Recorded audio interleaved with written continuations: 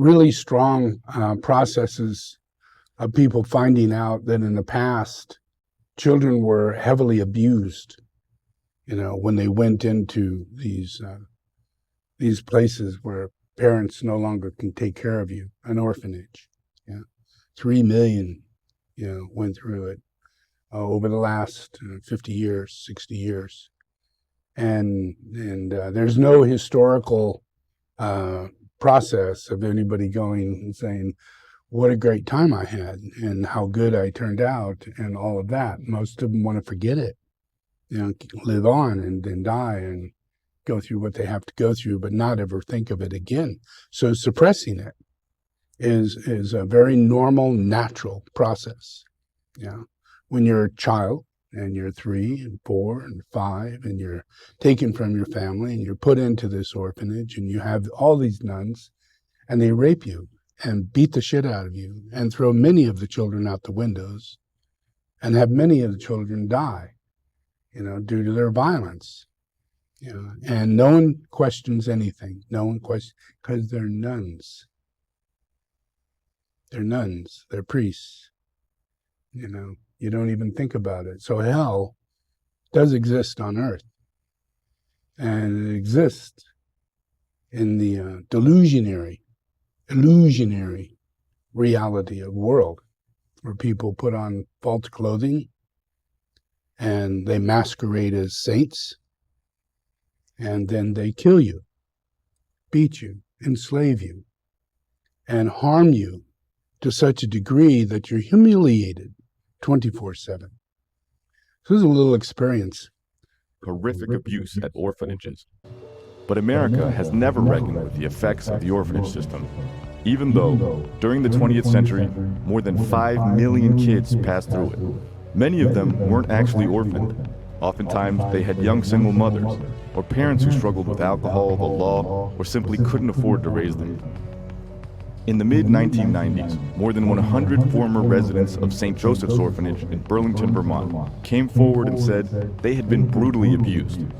But neither Vermont nor the federal government pressed criminal charges.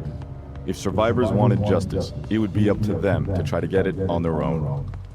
28 of them sued the diocese, the order of nuns that ran the orphanage, and the local government agency that oversaw it.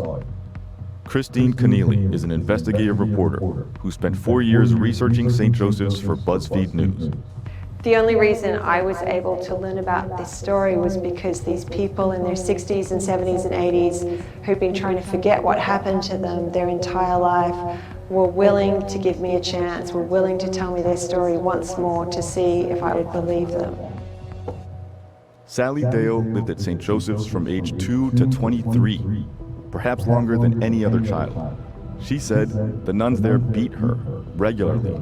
That photograph is a photograph of you at a time when you were receiving virtually daily beatings at the hands of people at the St. Joseph's Orphanage. Yes, sir. Repeatedly locked her inside a small container that was kept in the attic. I could not really sit up straight. I definitely couldn't stand up. And you really couldn't lay down flat. And sexually abused her. After whatever happened in her bedroom, she'd bring me by the hair and bring me back to my bed. Of course, before that, she'd spank me in her room. Could tell me I was a bad girl. In the morning when we got up, she would have me sitting on the floor beside my bed, and she would make all the other kids laugh at me and tell them what a bad girl I was during the night. But those aren't the most serious allegations.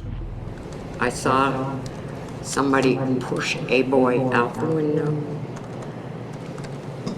and I was looking up at the building, and to tell you who the nun was, I can't say, but I knew it was a nun because she had to have it.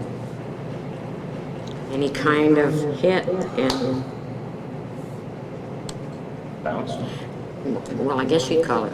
It was a bounce. And then he laid still. Not one of those children were believed. Not one. And at the time, many of them, 18, 17, went to the police and filed complaints, and no one did anything. They went to court, they did all this, but they let them all go scot-free because they were nuns and monks. That's the attitude. Tolerance, blind ignorance, yeah, and submissiveness to witchcraft. Witchcraft. I can show you in the Catholic Church, Satanism and witchcraft is abundant. They not only do exorcists, to get rid of the devil, but they also perform witchcraft to manifest and get away with what they're doing. They're not just doing this because they're evil people. They're evil because they have forces of evil in them, substituting them as a nun. So obviously they're a witch or a warlock. And by no means are they a nun or a priest. But in those garbs and those activities, they are sacrificing children by the thousands. Yeah. And this we find in the same Catholic Church with men. But are they also doing it with nuns? Are they doing it too? Have you ever gone to a Catholic church or gone to a Catholic school? And the nun was consistently the most biggest asshole on the planet Earth, with no compassion or empathy or consideration or understanding? Yeah. It's like, what do? They go to the gates of hell and they start hiring people and put them in the suits of the Catholic suit. And then they run churches and places of children. Yeah. That's a fact. It's a fact. We know it's a fact. And people are so tolerant to evil and carry out evil so much in their day-to-day life that you can't see evil because you're doing evil. Even in the smallest sense of evil, you can't see evil. You have to purify to the point to where there is but the slightest evil inside of you. That is prejudice, bias, jealousy, enviousness, worry, anxiety, all those things. You don't conquer those things, they're demons. Yeah. And it'll kill you. Yeah. It'll cause you depression, it'll cause you disease, it'll cause you your death. But in the end, as time goes on, 500 years from now, we're going to find the source of all of this is demons. This is not a bunch of, spiritual people like myself and some new age thought, that, we're just, like in the past, it's the devil making me do it, and it's the devil. It is. But what allows people not to have a conscience? Yeah. What allows people to hear that an orphanage has raped and murdered, thousands of children? What allows them, the mass of humanity, not to have a conscience and stand at that trial and force it to the issue of every child being recognized as a human being who had a right and it had been broken? Not as a group, but as an individual, as a soul. It would have broken down so much inside of society if we had moved forward on such a thing. But we didn't.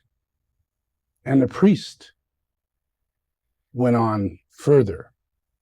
And we know that they just, think it's a game. It's a joke. They're just playing in this elemental thing. I can show you video after video of priests who are pedophiles who constantly say, I never raped.